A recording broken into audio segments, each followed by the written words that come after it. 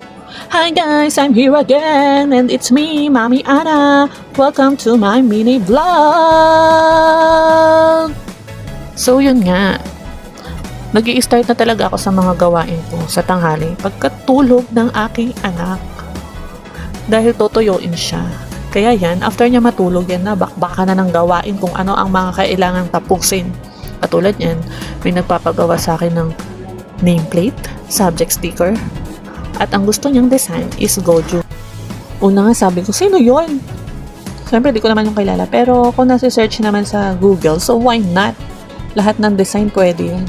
Tapos yan, nag-start na ako mag-design.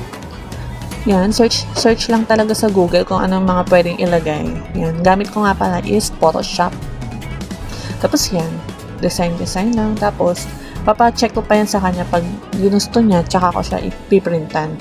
So, dun muna tayo sa next na gagawin ko is may nagpapaprint nga pala ng 4R pang cake topper yan. Kagabi ko pa nga sana to ipiprint, kaso nga diba nag-restock ako ng ice candy at graham bar. Sayang naman kasi dapat gabi ko talaga yung ginagawa para kinabukasan matigas na siya. Pwede na siya agad ibenta, diba? Ganun dapat, di na pinag-aantay.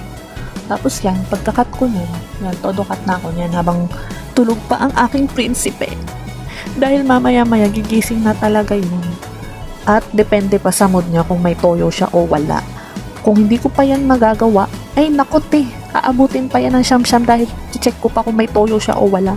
So, I'm done, yun lang, bye-bye!